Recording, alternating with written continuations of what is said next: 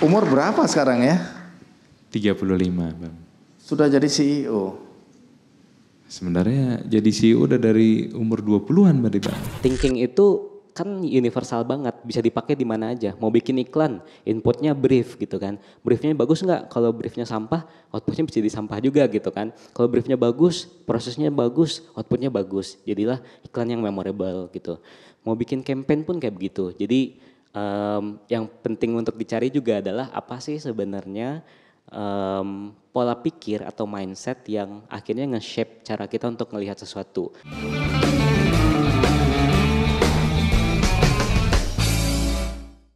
Dipersembahkan oleh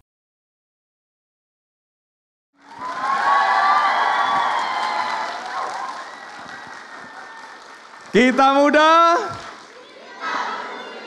Kita muda. Luar biasa. Senang sekali bisa berada di Universitas Indonesia. Jadi teman-teman, hari ini aku akan mengundang anak-anak muda yang akan bercerita pengalaman hidupnya.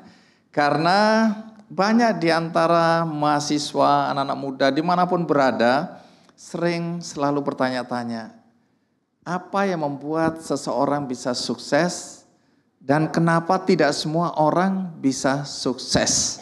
Nah, teman-teman yang nanti akan hadir sebagai tamu di acara Kick Candy kali ini akan bercerita perjalanan hidup mereka. Sukses itu relatif, tetapi mudah-mudahan dari perjalanan kakak-kakak kalian yang akan tampil di sini, kita akan bisa belajar sesuatu yang membuat kita sendiri punya orientasi untuk bisa sukses. Siapa yang mau sukses? Aku juga mau. Siapa yang ingin kaya? Aku juga. Baik, tapi ukuran sukses itu tidak melulu ketika kita sejahtera. Ada nilai lebih yang kita bisa berikan atas sukses kita. Ya, hati-hati, uang jangan jadi tujuan. Tapi kita harus punya uang untuk mewujudkan mimpi kita yang lebih besar dari sekadar apa yang kita dapatkan secara materi. Ya, ini juga pesan moral yang akan kita sampaikan melalui tamu kita. Yang pertama, mari kita sambut yang meriah, Marshall.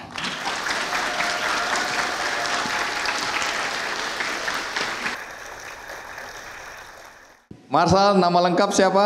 Marshall pribadi. Wah, dia pribadi banget gitu ya. Terus yang ada di kaos ini apa? Privy. Privy itu apa? Privy ini startup buatan aku, Bang. Ya, artinya dari kata private. Private, Ya, terus dibuat jadi privy. Ya, privy ini kan menghadirkan identitas digital. Oke. Jadi private ID. Tapi cerita sedikit ke teman-teman. Siapa yang sudah pakai privy? 1, 2, 3, 4, 5. Oh, cukup banyak. Lumayan. Cukup lumayan. Alhamdulillah. Oke. Tapi bagi yang belum mengenal privy, bisa jelasin sedikit supaya kita dapat gambaran. Oke. Jadi ketika kita berinteraksi dengan seseorang di dunia siber, apalagi kalau interaksinya sudah bertransaksi. Bertransaksi ya bisa jual beli, sewa menyewa dan sebagainya.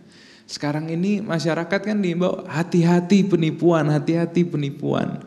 Tapi berapa banyak masyarakat yang paham bahwa caranya berhati-hati, caranya membedakan yang asli dan palsu, penipuan atau bukan bagaimana. Nah, Privy ini adalah sebuah namanya certificate authority. Jadi pekerjaan kami ini menerbitkan sertifikat digital. Nah, sertifikat digital ini fungsinya adalah sebagai penunjuk identitas para pihak dalam suatu transaksi elektronik. Jadi ketika Privy yang tadi udah daftar Privy, pasti Privy itu memverifikasi dulu identitasnya. Kami memastikan bahwa yang daftar di aplikasi Privy ini adalah manusia hidup dengan liveness detection namanya. Kemudian kami cek ke Ditjen Dukcapil, NIK, nama, tempat tanggal lahir dan sebagainya hingga biometrik wajahnya sesuai dengan foto yang ada di database Dukcapil ketika dulu bikin IKTP di foto di kelurahan.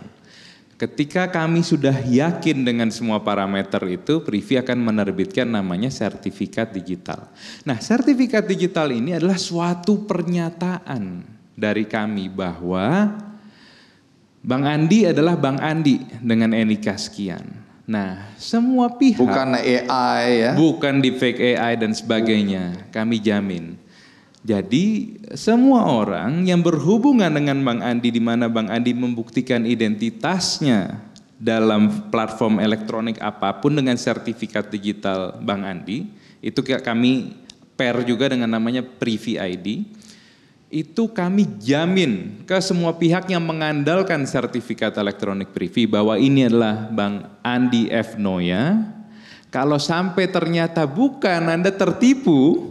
Bagaimana itu? Misalnya, Bang Andi ini chat lewat Privi Chat. Kalau yang sudah pakai Privi, lihat di dalam aplikasi Privi ada fitur chat.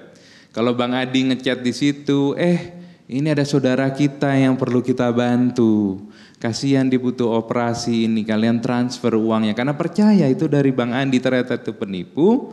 Setelah dicek, Bang Andi gak pernah bikin Privi ID, ternyata dulu di fake AI. Setelah disidik polisi, itu Privi akan membayar kerugian yang teman-teman lakukan karena mengandalkan sertifikat Privi bahwa ini adalah Bang Andi yang asli.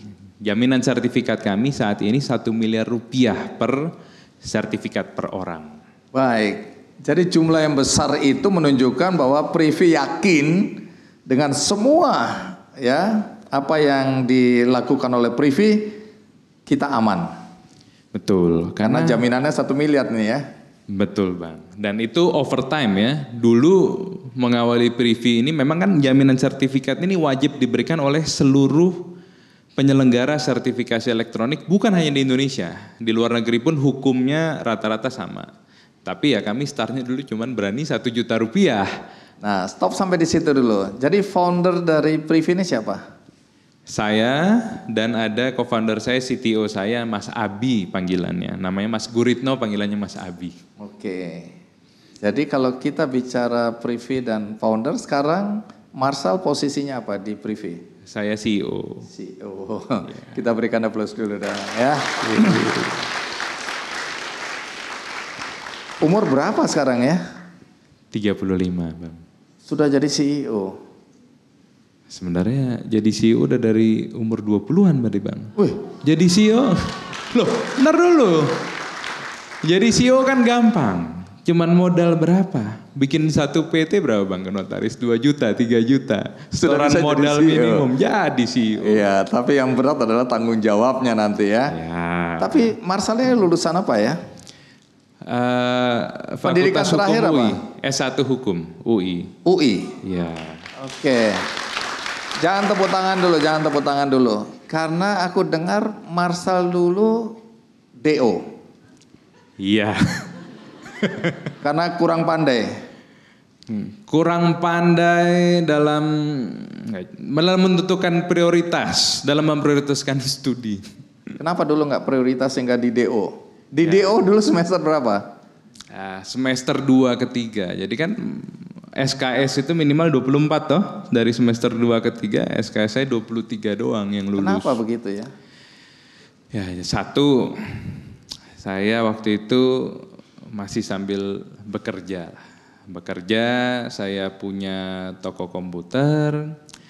Saya juga bantu waktu itu usaha papa, tadinya logistik, ekspedisi, kemudian tutup, bangkrut, kemudian salah satu asetnya di Kota Tua dulu, pool trucknya dikonvert jadi kafe, saya juga bantuin itu, jadi waktu tersita lah. Untuk cari uang. Cari uang karena. Bukan untuk cari kekayaan tapi. Oh bukan, bertahan hidup. Bertahan hidup. Jadi ini karena bertahan hidup.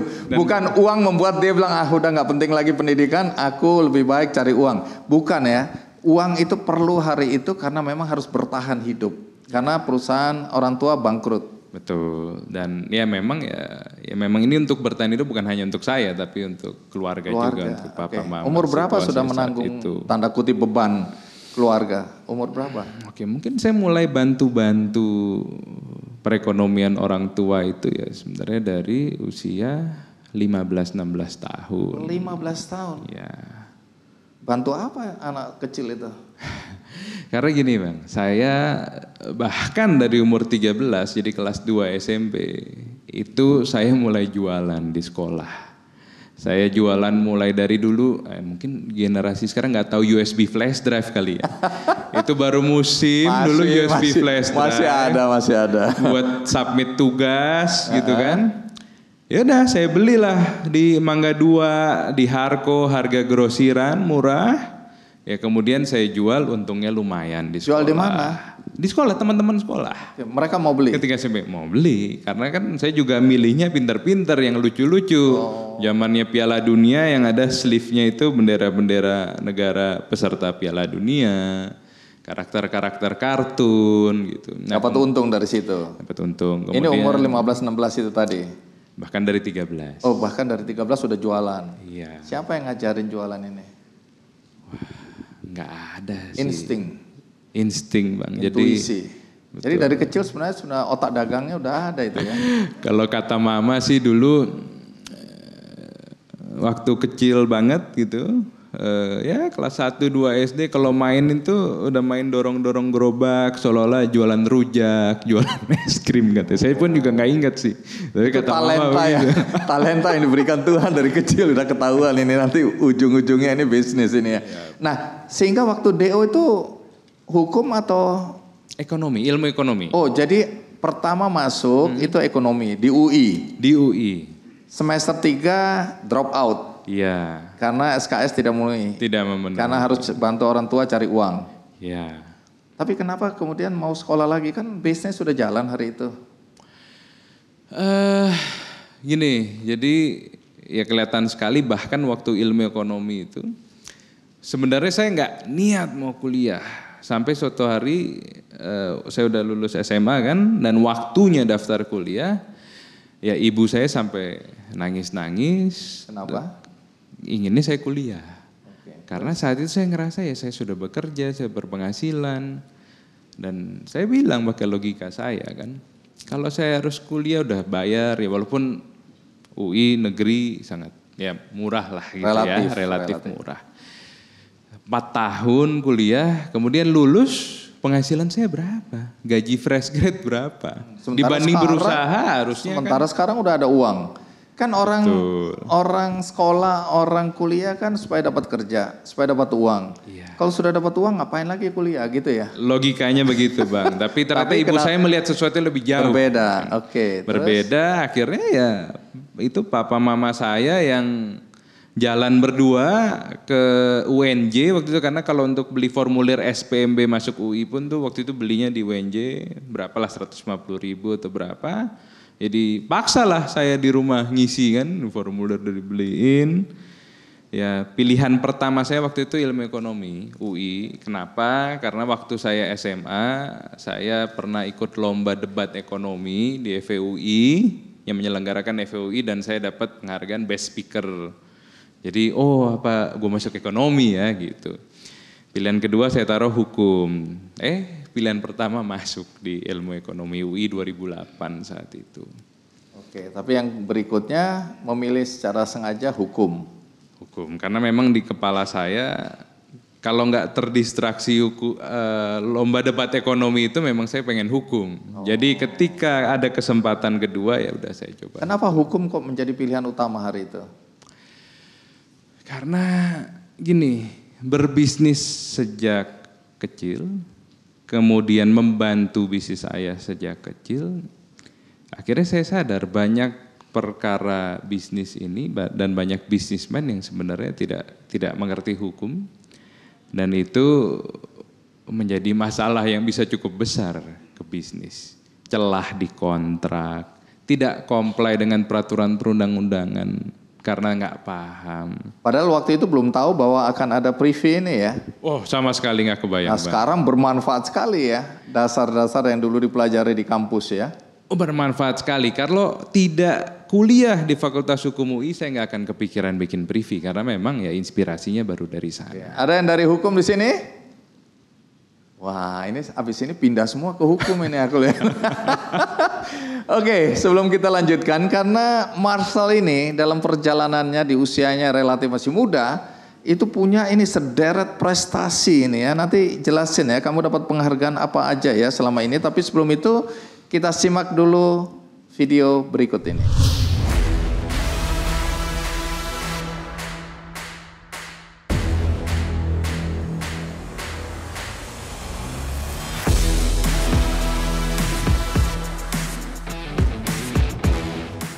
Lulus dari Fakultas Hukum Universitas Indonesia, Marshall pribadi membawa visi besar menciptakan ekosistem digital Indonesia yang berlandaskan keamanan, kepercayaan, dan kekuatan hukum.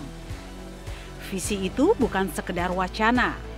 Pada tahun 2016, saat maraknya kasus penipuan dan lemahnya verifikasi identitas, Marshall menjawab tantangan tersebut dengan merintis perusahaan Privy Identitas Digital, sebuah perusahaan penyedia layanan tanda tangan digital dan verifikasi identitas elektronik.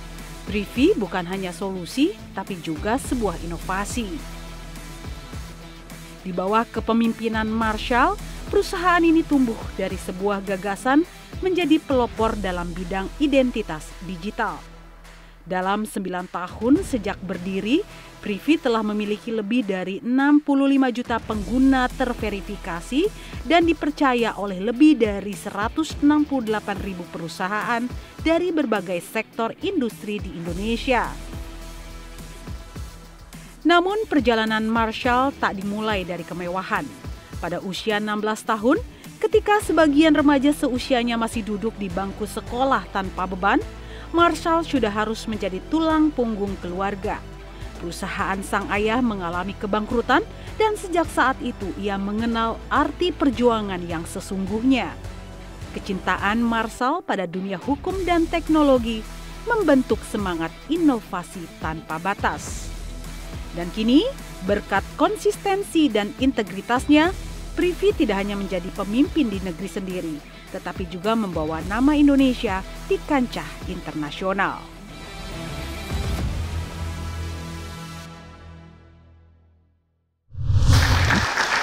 Baik, Marshall boleh duduk Marshall. Ini kan produk asli anak Indonesia. Betul, Bang. Jadi ini bukan dari luar yang kemudian menunjuk Marshall sebagai CEO, bukan ya? Bukan. Jadi asli ini. Asli. Tapi kan Marshall dulu kuliahnya hukum. Ini kan fintech ya, menggunakan semuanya teknologi lah ya. Bagaimana beradaptasi dengan teknologi dan siapa yang membantu Marshall bisa sampai seperti sekarang? Sebenarnya ya bisa dibilang servisnya Privy ini dulu masuk ke dalam kelompok fintech, financial technology gitu ya. Tetapi sebenarnya kan dilayani bukan hanya sektor finansial. Jadi identitas digital, tanda tangan digital, layanan pengiriman elektronik tercatat, gantinya pos tercatat ya di dunia digital. Itu kan semua sektor memerlukan itu. Jadi sekarang lebih sukanya disebut sebenarnya RegTech trend. RegTech. Regulatory Technology. Oke, jadi ini lebih kepada regulasi ya. Kepada dokumen-dokumen. Teknologi yang memudahkan orang untuk comply dengan regulasi. Oke, jadi itu lebih tepat ya. Sebenarnya bukan lebih luas. Lebih luas. Bukan hanya untuk sektor finansial. Nah sekarang tech-nya dari mana gitu.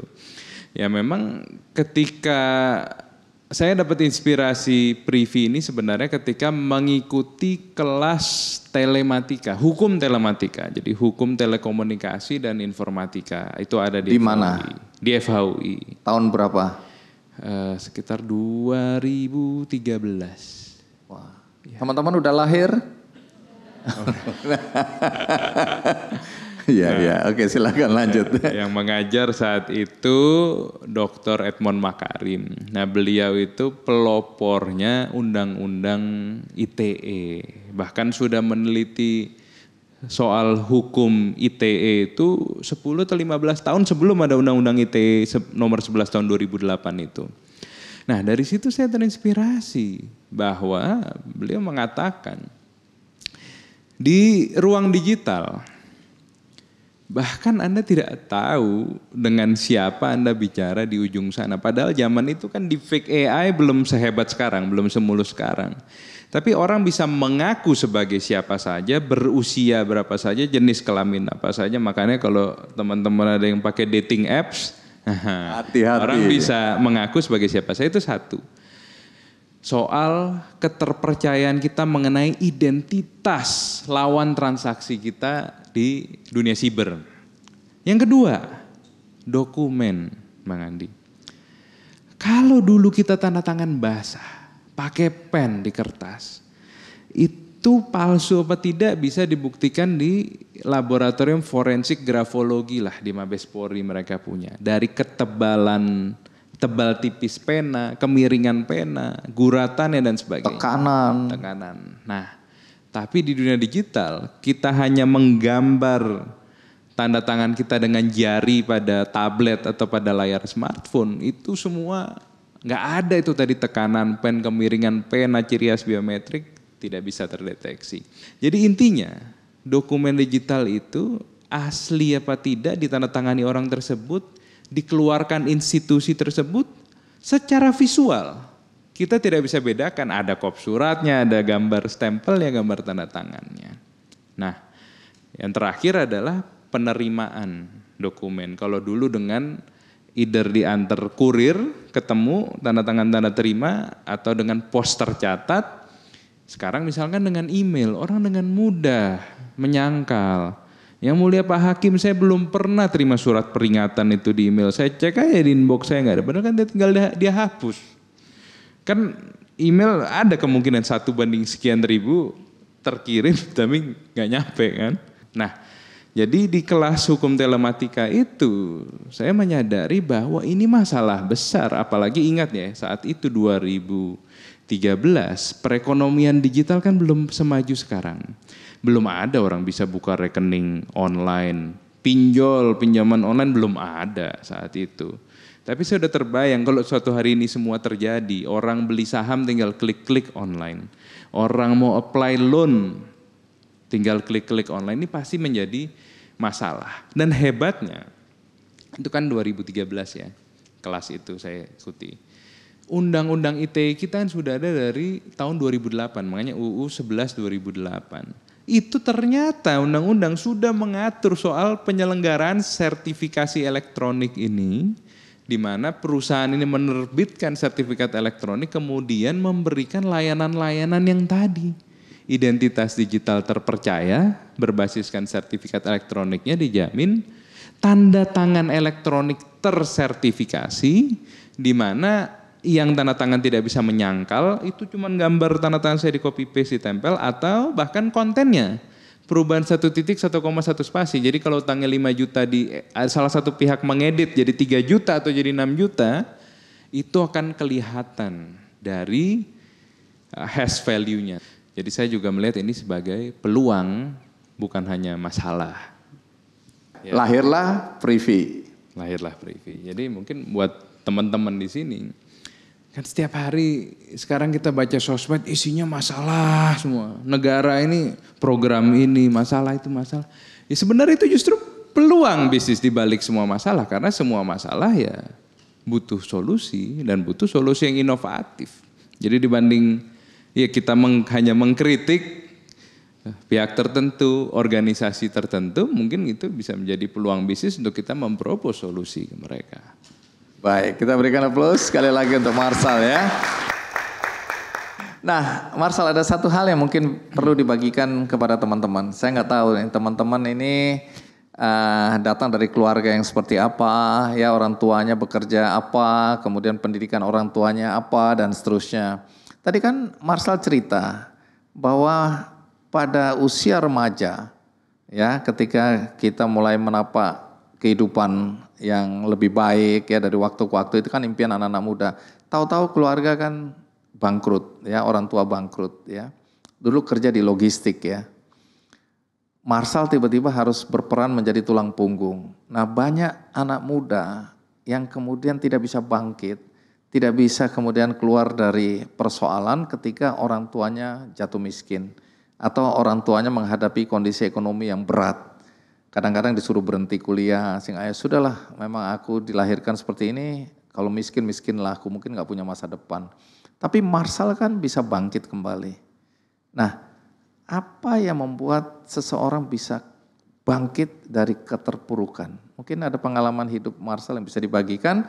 Siapa tahu di antara kita atau yang menonton acara ini, mereka menghadapi problem yang sama.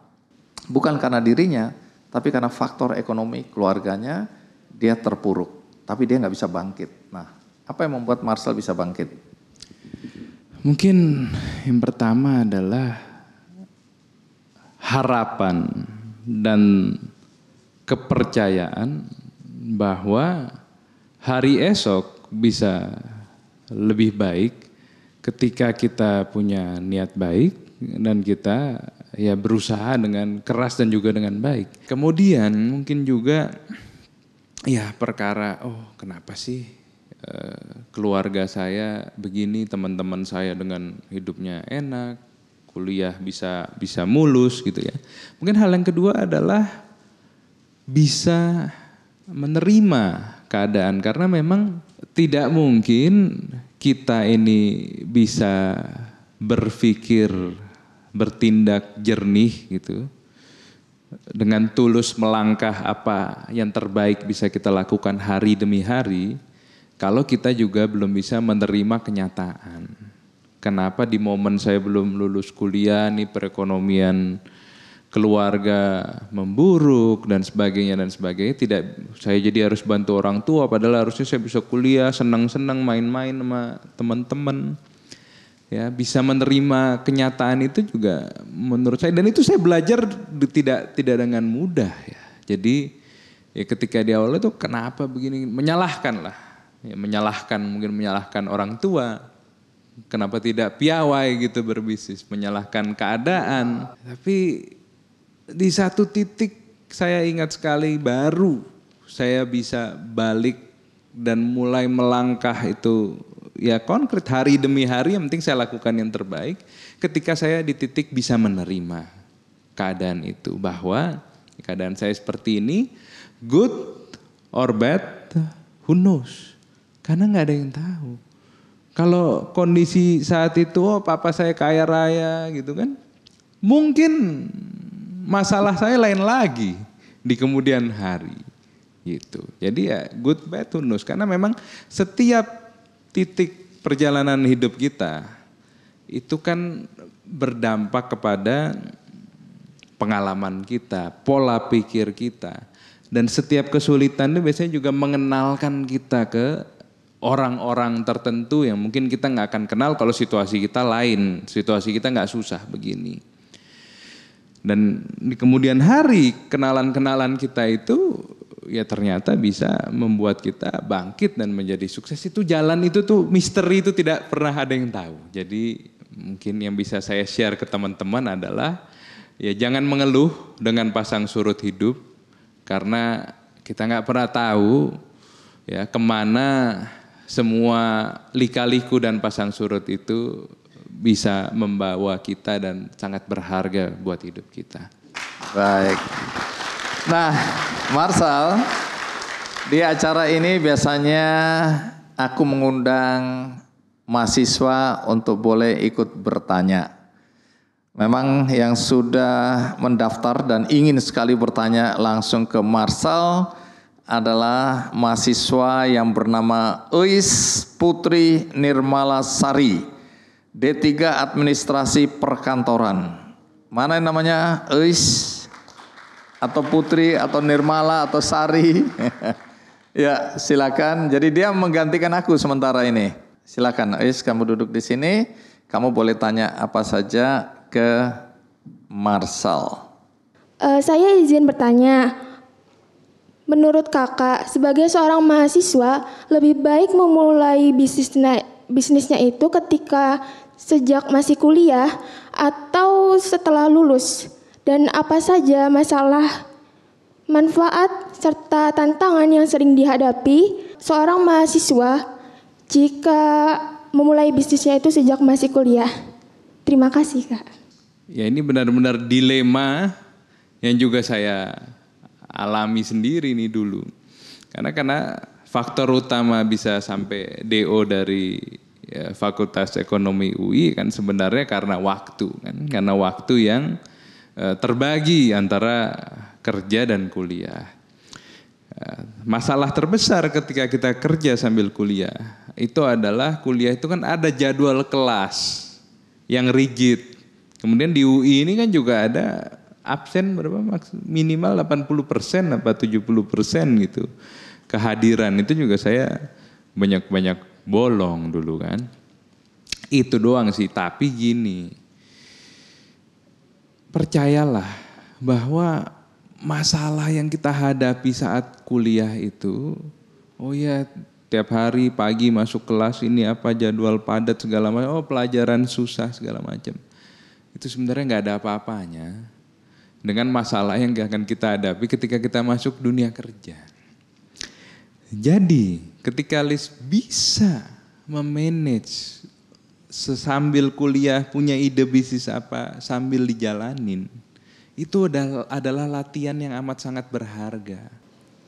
Baik, terima kasih kita berikan aplaus. Eis, karena kamu sudah menggantikan aku untuk sesaat, kamu dapat buku dari Ki Candy dan dapat gift dari Paragon. Terima kasih. Kita berikan aplaus untuk Eis ya. Kalau boleh tahu sekarang berapa banyak pengguna Privy? Secara jumlah besar Bang. Jadi pengguna Privy individu itu per hari ini saya cek 68 juta Privy ID user. Kita berikan aplaus dong. 68 juta. Nah, businesses. Jadi businesses ini baik yang PT maupun CV segala macam perusahaan perorangan itu 200 ribuan. Baik, kita berikan aplaus yang meriah untuk Marsal. Marsal, terima kasih udah berbagi cerita di hadapan kami semua mahasiswa ya. Mudah-mudahan apa yang Marsal sampaikan itu memberikan pemahaman dan inspirasi buat kita semua ya. Sukses dan terima doa kasih untuk Marsal. Sukses juga Bang. Terima kasih. Sehat-sehat. Thank you. Baik, kita berikan aplaus yang meriah sekali lagi untuk Marsal. Terima kasih.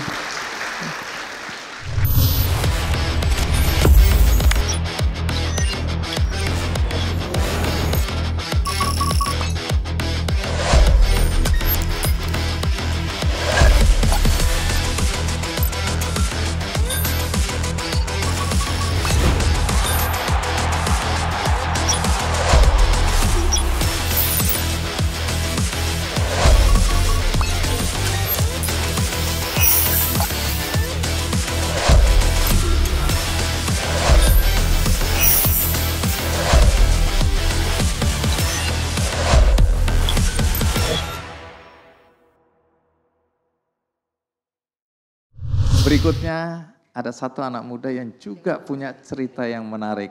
Mari kita sambut Billy Darmawan. Billy Darmawan, terima kasih Billy. Billy, tadi kami baru cerita tentang anak muda yang terpuruk oleh satu situasi dan kondisi orang tuanya. Nah, aku dengar juga ada drama dalam kehidupanmu ya. Ketika studio foto kakeknya yang juga dijalankan oleh orang tua ya, terbakar. Belum cukup Tuhan menguji Billy, karena kemudian ibu kena kanker. Coba cerita soal kebakaran yang terjadi dalam kehidupanmu ini. Apa yang terjadi hari itu? Ya, kebakaran ini sebenarnya saya alami tuh waktu usia masih sekitar 5 tahun Bang Andi. Jadi ceritanya dulu itu kakek, saya itu dari multicultural family gitu ya Bang Andi. Kakek Chinese, papa Chinese, ibu Minang. Jadi saya dari kota kecil di Padang Panjang gitu. Nah, Padang Panjang itu Sumatera Barat ya mungkin yang belum tahu gitu. Jadi ceritanya dulu kakek itu udah ngebangun sebuah bisnis usaha gitu ya, foto studio, di mana ketika saya mendengar dan mencari-cari cerita lagi itu salah satu studio foto yang terbesar saat itu di Sumatera Barat. Even dulu Padang Panjang itu kan terkenal dengan kota pendidikan ya Bang Andi. Banyak pahlawan-pahlawan juga yang hadir karena belajar di Padang Panjang gitu, seperti sekolah-sekolah Diniyah Putri, Tawali Putra gitu kan, termasuk Ibu Nur founder Paragon kan juga dari Padang Panjang gitu. Nah dulu kota pendidikan, pasar berkumpul tuh di suatu kota Padang Panjang itu, dan settingannya kan mungkin tahun sekitar 1980-90-an gitu. Nah, even orang dari luar provinsi Jambi pun pergi untuk jualan, belanja itu ke pasar Padang Panjang juga gitu. Nah, singkat cerita, foto pun di studio fotonya kakek gitu. Nah, sekitar tahun 2002 kita diuji lah gitu Bang Andi. Satu kompleks di pasar itu, studio foto saya di situ, kakek yang dibangun kakek itu kebakaran gitu. Dan kita saya ingat banget visualnya adalah nggak ada satupun yang bisa kita bawa kecuali apa yang ada di badan aja gitu. Bahkan buat ngambil sendal aja nggak sempat gitu. Jadi kondisinya lagi tidur, terus dibangunin semuanya, ayo kita ngungsi karena rumah kita kebakaran gitu. Sebelah kita ada rumah makan Padang lah. Katanya sih sumber apinya dari situ, ada konslet listrik gitu. Nah momen itu usia saya sih sebenarnya masih 5 tahun, masih baru TK pas itu Bang Andi. Cuman jadinya dari situ kita memulai lagi kehidupan gitu ya, mengontrak gitu kan ke tempat yang lebih dekat tapi nggak lebih kecil lah, jauh lebih kecil. Terus di situ papa saya yang ngelanjutin studio foto itu. Cuman memang karena kakek sebelumnya udah punya bisnis yang besar dan kaget gitu ya, agak terguncang gitu Bang Andi. Jadi nggak bisa terlalu banyak ngebantu lah ke operasional gitu.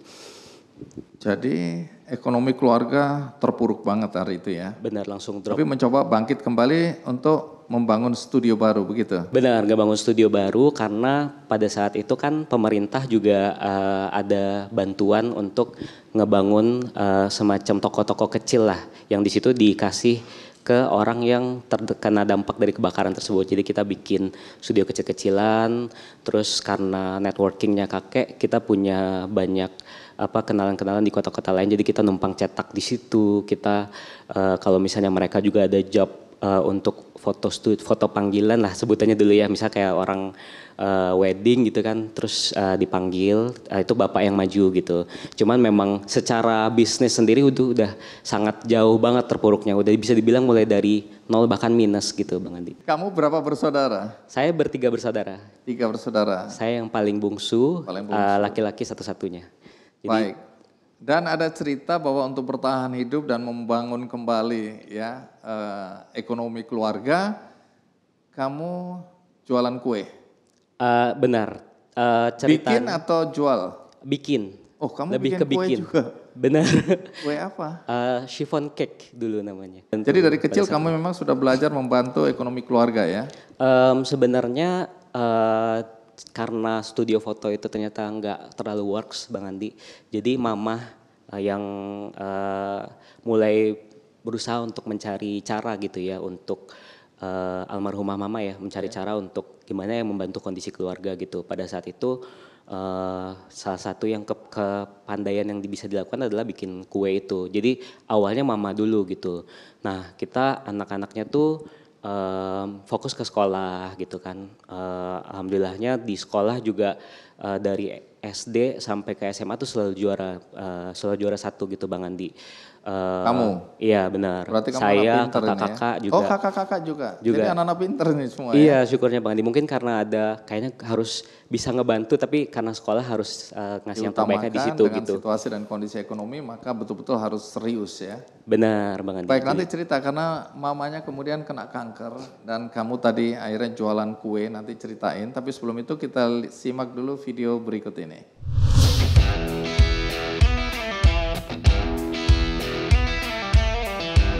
Di balik tenarnya brand personal care Cuff, ada sosok anak muda kreatif di Paragon Corp. Dialah Billy Darmawan atau biasa disapa Billy. Billy Darmawan adalah brand manager Cuff yang selama ini menjadi motor boomingnya produk perawatan bagi laki-laki. Cuff diluncurkan pada Oktober 2020. Tapi sebelum itu, dalam waktu setahun lebih, Billy menyiapkan semuanya.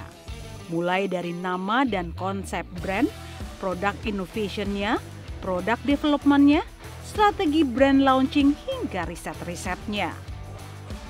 Bagi Billy, kepercayaan Paragon Corp yang diberikan kepadanya untuk bisa menghandle proyek ini merupakan kesempatan mahal yang tidak disia-siakan Billy. Meskipun di awal penuh perjuangan untuk mendekatkan brand ke konsumen, semangat Billy tidak pernah padam. Dan berkat inovasi serta kerja kerasnya, Kaf tumbuh menjadi brand yang cepat dikenal di pasar yang kompetitif.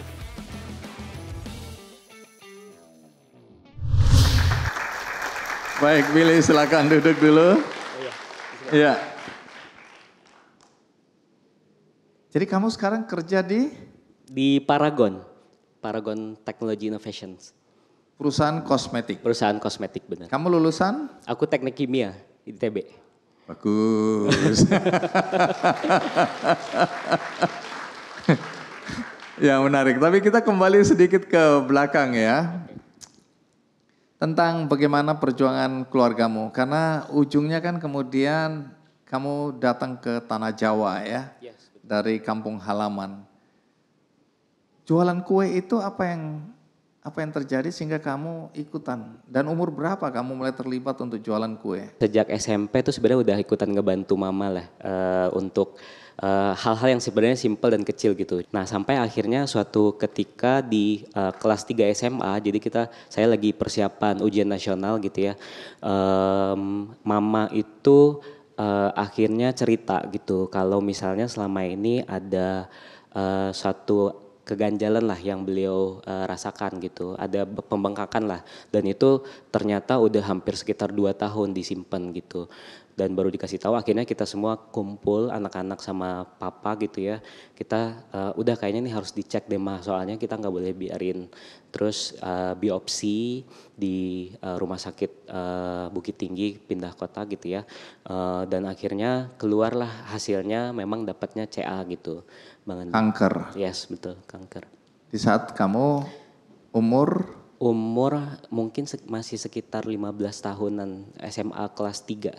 Nah, setelah dokter ya mendiagnosa mama kena kanker, itu harus berobat di Jakarta atau di luar kampung halaman? Benar, jadi ketika didiagnosa itu sebenarnya ada pilihan gitu ya. Kalau dari dokter di sana udah yang penting happy aja, nggak usah berobat gitu. Karena mindset lah kalau di cancer, pemahaman beliau. Terus kita cari-cari informasi lagi gitu ya. Karena minim, terus ada rumah sakit cancer kan Bang Andi di Jakarta, rumah sakit Darmais di Jakarta Barat di Slipi gitu. Nah akhirnya mama sama papa berangkat ke sana untuk berobat. Yang di kepala kita tuh mungkin hampir sekitar beberapa minggu aja gitu. Cuman ternyata prosesnya lumayan panjang sehingga hampir sekitar 1,5 tahun lah mama tuh di Jakarta untuk berobat gitu. Nah pada saat itu kakak kondisinya sedang kuliah, dua-duanya, satu kuliah di UNAN bagian akuntansi, yang kedua lagi kuliah di UNP bagian pendidikan kimia guru. Jadi otomatis kita bertiga coba untuk gimana ya caranya supaya kita tetap melanjutkan nih usaha, karena otomatis pemasukannya hanya dari situ gitu. Karena waktu mama berobat terpaksa bisnis kue ditinggalkan. Benar. Ya, terus? Nah dari situ yang saya juga dapat dari mama itu ternyata tanpa ada aba-aba kita semua udah bisa aja gitu Bang Andi yang manage itu gitu. Di situ aku belajar kayak punya karyawan yang keluarga sendiri juga tapi ngebantuin gitu ya, gimana nge-manage kerjanya, operasionalnya, mesen bahan baku gitu kan, terus sampai masak. Dulu kan oven di Padang tuh belum yang gas, jadi masih minyak tanah, jadi lumayan tuh kayak ngisi-ngisi minyak tanah ke 5 sampai 6 kompor gitu ya. Terus ngeliatin kuenya, ada momen-momennya kayak kena oven, terus nggak sakit, sejam kemudian aduh sakit banget ya. Gitu. Baik, jadi diambil alih oleh anak-anak ya? Benar. Termasuk kamu terlibat di dalamnya? Benar. Nah, kapan persisnya kemudian kamu punya kesempatan untuk ke Jawa? Nah, pada saat itu alhamdulillah UN berhasil berjalan dengan lancar dan termasuk nilai tertinggi UN di kota gitu ya Bang Andi. Terus lanjut ke bimbel untuk persiapan masuk ke PTN gitu. Nah, pada saat itu sih masih ada SNMPTN, jadi undangan lah ya sebutannya. Dan alhamdulillahnya justru ketika bimbel baru berjalan sekitar 2-4 minggu, hasil SNMPTN-nya keluar dan dapat undangan di ITB, Fakultas Teknologi Industri. Nah, pas itu memang diskusi lah sama mama papa yang lagi di Jakarta gitu kan. Pada saat itu sebenarnya ada lumayan krisis juga ya, kayak papa bilang udah kamu gap year dulu deh setahun karena kayaknya mama perlu disupport nih. Siapa yang nanti akan Perlu lanjutin. biaya Bener. untuk kesehatan mama ya. Benar, cuman mama yang pas itu beneran kayak udah nggak boleh mimpi anak-anak mama tuh berhenti karena beliau gitu. Makanya dengan segala macam ini bismillah langsung oke, berangkat gitu ke Bandung untuk daftar ulang gitu. Baik, terus kemudian masuk ke teknik kimia. Benar. Nah, ketika milih teknik kimia apa yang terbayangkan? Pekerjaan apa yang terbayangkan hari itu? Ya, yang paling berasa adalah oil and gas, Bang Andi. Jadi saya ngambil subjurusan oil and gas karena udah bayangannya kerja di Qatar gitu kan dengan gaji triple digit gitu kan Bang Andi. Terus ngambil tugas akhir juga tentang gas, proses hidrat di gas gitu ya, di industri gas. Itu sih. Ini biaya sendiri atau beasiswa? Di awal biaya sendiri semua, cuman kalau di ITB kan ada subsidi, jadi kita bisa mengajukan penurunan UKT, hampir sekitar 60% lah penurunannya. Jadi ceritanya dulu pas bayar uang kuliah itu cuman 4 juta satu semester, nah itu biaya sendiri, kakak yang di Padang sambil kuliah tuh ngelanjutin usaha kue, jadi konsisten ngirim uang tiap bulan. Terus dari Idul Fitri tadi kita akhirnya ngumpulin uang banyak, terus dibagi-bagi posnya ini untuk kuliah saya, untuk kuliah kakak, untuk bayar kos gitu-gitu. Nah, tapi aku dengar kamu jualan kue di kampus, itu benar atau bukan itu? Benar, dari kamar Jualan kos. kue di kampus? Bikin dan jualan. Oh, kamu bikin kue terus jualan di kampus? Iya benar. Apa yang terjadi kok kamu harus sampai jualan atau bikin kue? Ya, jadi itu di tahun ketiga, jadi ada pekan kreativitas mahasiswa PKM, ada bagian wirausaha gitu. Sebelumnya saya pas tahun kedua masuk ke kabinet juga ngambilnya wirausaha karena pengen gimana ya caranya supaya cepet bisa dapat pemasukan gitu kan. Dan yang saya bisa itu ya saat itu memang bikin kue gitu. Jadi dari hasil uang jajan yang disisih-sisihin gitu kan, beli oven microwave kecil, terus yang biasanya bikin kue ukuran besar, terus bikin kue yang ukurannya kecil karena lebih fit untuk market kampus. Yang tadi kalau di foto tuh ada namanya michi-michi. Michi-michi itu. Oh itu tadi kue iya, yang benar. kamu buat? Ya, nah, ngedesain sendiri, terus beli packagingnya di Cibadak sendiri. Terus beli bahan, beli segala macam gitu. Persis kayak mahasiswa atau UMKM lah Bang Andi. Tahun berapa itu? 2017 atau 2018 gitu kalau nggak salah. Masih jalan atau tidak ini? Sekarang udah nggak, yang di Padang yang masih jalan. Kamu malu nggak waktu jualan kue di kampus?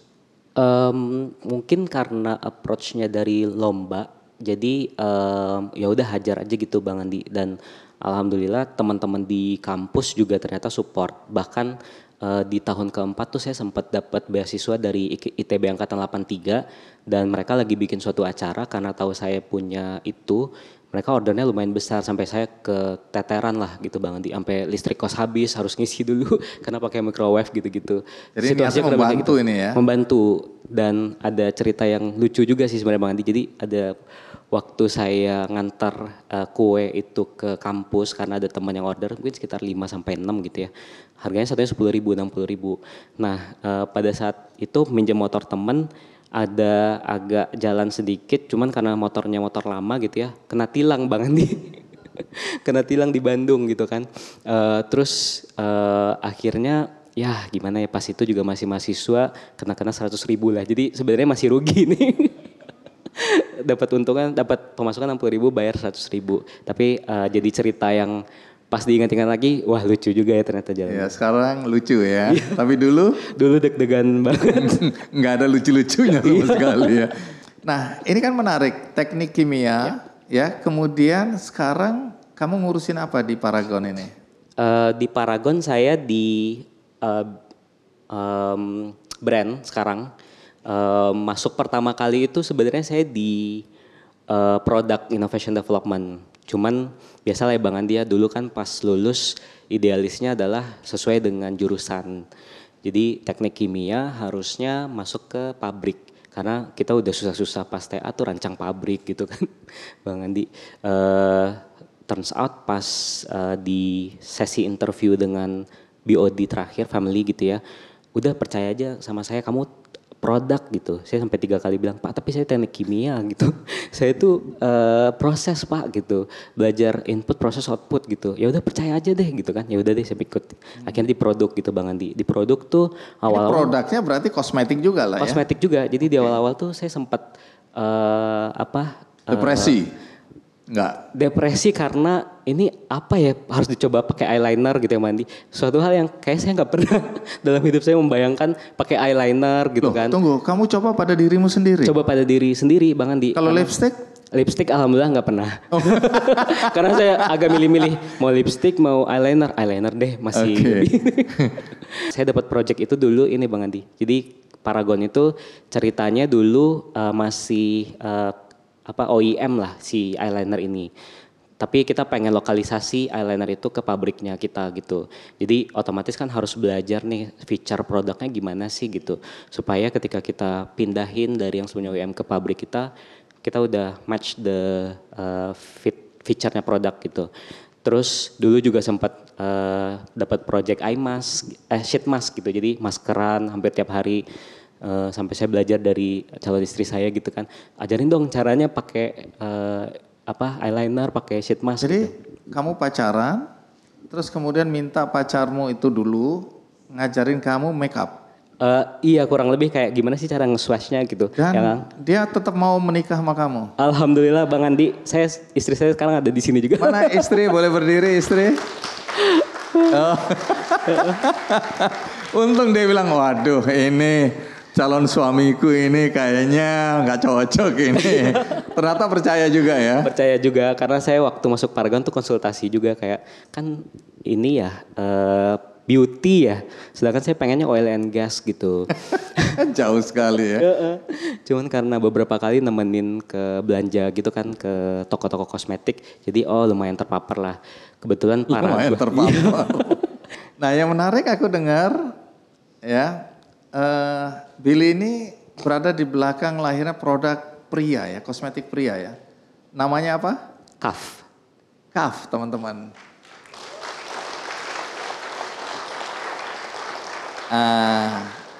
Jadi bagaimana cerita sampai lahir, kan selama ini Paragon dikenal dengan Wardah. Ya dengan segala macam produk-produk tapi untuk perempuan. Betul. Bagaimana awal mulanya lahir ada produk laki-laki? Ya, jadi kita pada saat itu udah punya hampir sekitar 10 brand mungkin ya, tapi semuanya memang untuk female. Pertama kali lahir brief itu sebenarnya dari Ibu Nur Hayati Subakat langsung gitu ya, Bang Andi melalui Bu Dini, pada saat itu VP Produk ngomong kayaknya kita udah harus masuk ke male gitu, karena ngelihatin Wardah itu potensinya udah besar banget. Bu Nur juga ngelihat kayak kajian itu mulai berbayar dan harganya nggak murah gitu Bang Andi. Orang berbes-bes datang terus untuk kajian penuh, pindah dari sebelumnya masjid ke ballroom. Terus yang kedua tempat yang paling bagus dan paling nyaman di mall atau airport sekarang udah musola gitu. Artinya ada pergerakan kelas ekonomi menengah muslim nih yang lagi naik gitu. Jadi simpelnya apa, bikin Wardah versi cowok gitu kan Bang Andi. Nah udah pernah dites tuh sebelum saya masuk infonya gitu kan, ada Wardah men gitu. Cuman ceritanya karena Wardah itu udah asosiasi banget sama beauty, jadi buat cowok tuh jadi meh gitu kan gitu. Jadi aneh juga Wardah for men atau Wardah men gitu ya. Iya benar. Nah kemudian lahir nama Kaf itu dari mana? Nah jadi kita riset kan Bang Andi. riset ada 3 nama dan nggak ada kaf sama sekali di situ gitu. Dan pada saat kita akhirnya akan present lagi ke BOD, dan kita udah menyampaikan kayak kita nggak ada yang serak nih dengan 3 nama itu. Dan pada suatu hari yang present itu yang tadi ada foto di awal banget, hari Jumat gitu ya. Terus kita juga habis datang ke salah satu story dari Noman Ali Khan, kalau Bang Andi tahu, dia cerita tentang spirit anak muda yang di corporate dalam sebuah surat namanya Al-Kahf gitu ya di Al-Quran. Akhirnya kita keluar kayak yang paling komprehensif untuk ngebahas tentang pemuda ya si Kahf ini gitu. Lahirnya dari salah satu surat di Al-Quran. Jadi ini sumbernya aja Al-Quran ini ya. Iya banget. Jadi Kahf. Walaupun sepintas karena merek keluar itu ya. Yes, betul. Dan itu kita tes juga. Maksudnya kita tes akhirnya ke orang, malah banyak yang bilang nih kayak brand Jerman justru gitu kan. Kahf ya kayak Jerman ya. Dan Oke, ternyata sumbernya Al-Quran itu ya. Ada surat ya Al-Quran ya. benar, surat yang dianjurkan dibaca tiap hari Jumat gitu. Jadi repetitif gitu. Bukan Orang jadi ingat berarti terus. semua produk-produk ini hanya bisa dipakai pada hari Jumat, bukan ya? Bukan. Setiap hari, Kahf Setiap everyday. hari. Iya. Baik. Nah, Billy, ini ada juga yang mau mewakili aku untuk bertanya ini ya. Seperti biasa kita kasih kesempatan anak muda, mahasiswa yang hadir di sini untuk bertanya. Kali ini yang mau bertanya adalah Kamran Rahmat. Ya, S1 Teknik Metalurgi dan Material. Wah, ini juga berat ini ya. Mana? Baik, oke, silakan kamu boleh duduk mewakili aku di sini atau mewakili teman-teman mahasiswa bertanya kepada kakakmu. Baik, terima kasih sebelumnya atas kesempatan untuk bertanya.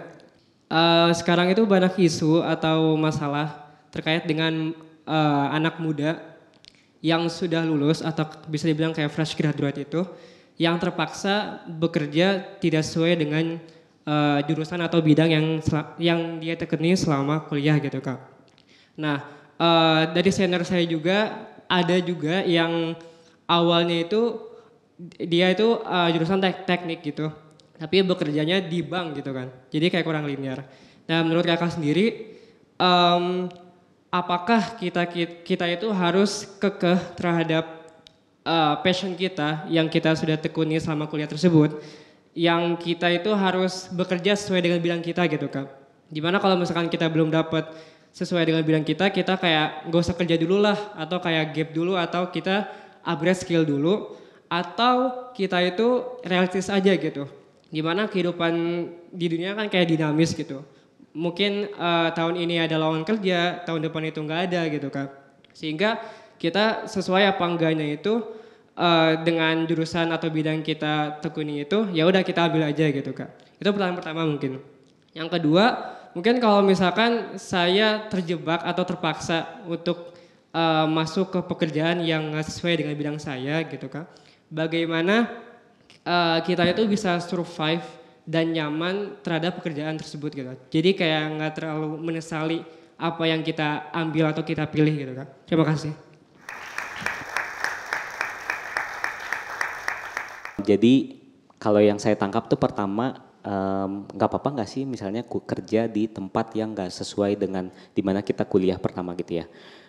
Kalau nanya ke saya, ya ini salah satu contohnya saya gitu kan. Kuliah teknik kimia, oil and gas, kerja di beauty, kosmetik gitu.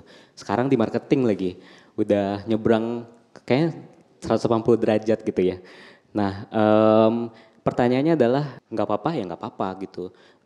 Saya tuh paling suka sama ada suatu quotes yang ngomong tentang gimana sebuah mimpi itu bukan hanya harus diperjuangkan tapi harus dirawat gitu. Nah mungkin yang harus dicari pertama adalah mimpinya sebenarnya mau apa sih gitu Mas Kamran dalam hidup gitu. Mimpinya bisa jadi hal yang ternyata lebih besar daripada sebuah jurusan atau daripada sebuah pekerjaan gitu. Sehingga jurusan, pekerjaan itu hanya medium untuk mencapai itu gitu. Jadi itu yang pertama. Terus yang kedua, apa sih sebenarnya yang harus kita pertahankan gitu. Jadi kalau misalnya ngelihat di kuliah atau kampus itu kan kita ngebentuk pola pikir gitu kan, mindset kayak metalurgi gitu. Metalurgi teknik kimia itu kan sebenarnya agak deket ya. Kalau di ITB tuh kita tinggal nyebrang aja sih jurusannya gitu. Kadang suka tukeran dosen gitu kan. Nah di situ saya belajar sebenarnya dalam suatu pembuatan proses teknik kimia itu melibatkan tentang input, proses dan output. Nah thinking itu kan universal banget, bisa dipakai di mana aja. Mau bikin iklan, inputnya brief gitu kan. Briefnya bagus nggak? Kalau briefnya sampah, outputnya bisa jadi sampah juga gitu kan. Kalau briefnya bagus, prosesnya bagus, outputnya bagus. Jadilah iklan yang memorable gitu. Mau bikin campaign pun kayak begitu. Jadi yang penting untuk dicari juga adalah apa sih sebenarnya pola pikir atau mindset yang akhirnya nge-shape cara kita untuk melihat sesuatu. Dan itu kita pertahankan atau kita pelajarin terus sehingga dimanapun kita berada bisa kita aplikasikan gitu. Terus pertanyaan kedua tadi sebenarnya yang paling tips and triknya adalah sesimpel jangan berhenti belajar gitu. Karena ada banyak banget di dunia ini yang bisa kita pelajarin. Jadi tempat baru, teman baru, ketemu dengan ekosistem baru, pola pikirnya adalah gimana kita belajar terus gitu. Apalagi sekarang lagi zaman ya, keywords kayak learn, unlearn, sama relearn gitu. Jadi kita udah belajar, tapi gimana caranya kita supaya ngerasa kayak kita tetap gelas kosong nih, tetap pengen belajar lagi tentang ini, pengen belajar lagi tentang itu gitu. Jadi ketika kita dapat sesuatu yang sebenarnya nggak sesuai dengan keinginan kita, ya kita tetap dapat hal yang bisa kita pelajarin gitu. Terus cari ekosistem atau lingkungan yang bisa ngebantuin kita buat terus berinovasi, berdampak gitu. Nah salah satunya yang lagi kita bawa nih, si Paragon kan ngebawa impact, innovation impact gitu kan. Jadi mau dari mana aja gitu kita tetap bisa ngelakuin dampak sebenarnya. Semoga menjawab ya Mas Kajam. Baik, terima kasih Kamran. Dan kamu juga dapat buku serta kenang-kenangan produk Paragon Group. Ya, terima kasih. Kita berikan aplaus untuk Kamran. Ya, Billy. Ya, Bang. Ya, ini kan konteks kita atau tema besar kita sebenarnya bagaimana mendorong anak-anak muda untuk berinovasi ya. Dan Betul. Billy dan teman-teman sudah melakukan itu di Paragon dalam konteks produk-produk yang dihasilkan. Dan karena aku pernah main-main ke kantor Paragon bertemu dengan anak-anak muda. Ini di Paragon teman-teman lebih banyak anak mudanya daripada orang-orang yang seumur aku gitu ya. Kami itu minoritas. Nah anak-anak muda yang kreatif, yang inovatif itu di sana begitu banyaknya. Tapi di satu sisi banyak teman-teman merasa kok aku nggak punya ide-ide kreatif. Aku nggak punya ide bagaimana supaya aku bisa berinovasi. Boleh kasih tips nggak ke teman-teman baik di sini maupun dimanapun yang menonton acara kita ini ya. Apa sebenarnya atau bagaimana cara menumbuhkan kreativitas, bagaimana caranya untuk memulai sebuah inovasi. Kadang-kadang kan pengen inovasinya itu menggemparkan dunia gitu. Tapi karena terlalu besar kok nggak jadi-jadi gitu. Nah tips apa yang membuat anak-anak muda tergerak, terdorong untuk melahirkan inovasi baru dalam hidupnya? Paling mungkin ketika ditanya tips yang paling ultimate gitu ya Bang Andi. Yeah. Setelah disarikan itu adalah jangan antipati terhadap masalah gitu. Jangan apatis terhadap masalah gitu. Karena inovasi itu sebenarnya lahirnya dari masalah gitu. Kita di Paragon sering banget ngomong kayak, ayo kita belanja masalah yuk gitu.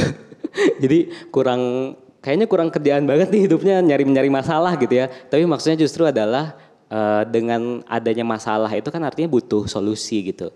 Itulah yang nanti kita pakai jadi inspirasi kita untuk menemukan produk atau campaign atau output yang bisa ngebantuin memecahin masalah itu. Itu sih Bang Andi kalau. Jadi jangan terlalu berpikir rumit ya. Betul. Sederhana aja, kita mulai dari sesuatu yang kecil. Jadi memang harus berpikir terus apa ya, tadi kan dijelaskan juga oleh Marshall ya, bagaimana kita memecahkan masalah-masalah yang ada di sekitar kita sekecil apapun dengan kemampuan kita yang ada saat itu ya. Betul. Nah Billy dan teman-teman kan juga bikin yang namanya CAF Community House ya. Yes. Itu apa itu ya? Jadi kita ngelihat sebenarnya lagi-lagi dari masalah lagi Bang Andi. Ada gap dari produk kayak men's grooming ini ketika dia masuk ke market itu just selling the products gitu. Jadi udah pakai ini biar ganteng, promo sekian gitu. Cuma sebatas itu. Cuma sebatas itu. Sedangkan yang dibutuhkan oleh cowok-cowok ini kan sebenarnya adalah ingin jadi orang yang nantinya bisa tumbuh, bisa berkembang, berkomunitas, saling menguatkan gitu. Nah di situ kita ngambil insight kalau misalnya kita bentuk suatu wadah untuk para cowok-cowok ini juga kafbro lah kita sebutnya ya. Mereka kafbro gitu. Aku boleh ikut nggak itu? Harus justru Bang Ada Andi. batasan usia nggak? Nggak ada. Oh nggak ada. Kafbro ya. Kafbro. Kafsisnya gimana? Oh sudah ada wadahnya sendiri ya. Iya, benar. Ini kafbronya. Oke, apa yang dilakukan oleh kafbro ini di dalam komunitas? Nah, di situ kita bagi berdasarkan passion point, kita bagi berdasarkan apa sih interestnya mereka terhadap sesuatu gitu. Jadi ada yang ketemunya sesimpel karena ada hobinya hobi yang positif, misalnya kayak olahraga lah sesimpel itu. Terus ada juga yang ketemunya justru memang pengen bikin dampak. Kita bikin lagi tuh namanya Cuff Forward, Bang Andi, yang Apa itu? tahun lalu ya kita Aku sama disuruh Bang Andi. memandu acara itu. Acaranya luar biasa. Tapi tujuannya apa itu ya? Nah, Cuff Forward itu sebenarnya kita sebutnya adalah spotlight, Bang Andi. Spotlight ke anak-anak muda yang ingin berdampak dan punya dampak gitu. Makanya pas itu kita datangkan inspirasi-inspirasi yang dari global pun, ada Khabib Nurmagomedov. Khabib yang UFC champion itu. UFC Champions Wow. gitu ya. Pertama kali datang ke Asia Tenggara mungkin pas itu di Indonesia itu di Cuff Forward gitu. Terus inspirasi-inspirasi dari lokal juga kita datangkan, salah satunya Bang Andi gitu ya. Bang Marco Marlo juga ya Bang Andi. Aku mewawancarai teman-teman yang beresin sampah-sampah di sungai-sungai. Ya. Yang itu berdampak itu ya. Bener. Nah tujuannya itu sih sebenarnya pengen bawa kalau misalnya Indonesia tuh nggak kekurangan resource anak-anak muda yang energinya tuh besar banget, daripada disalurkan untuk hal-hal yang nggak produktif, ayo kita bikin wadahnya bareng gitu. Baik, kita berikan aplaus yang meriah untuk Billy. Billy, terima kasih. Terima kasih Bang Sudah Andi. berbagi inspirasi buat kita semua, terutama dalam konteks kita ini, siapapun kita bisa berinovasi dengan segala yang ada pada diri kita sendiri. Dan kita berikan aplaus untuk kita semua yang hadir di sini. Terima kasih untuk waktunya, terima kasih UI yang memberikan tempat ini untuk kita berbagi. Sampai jumpa.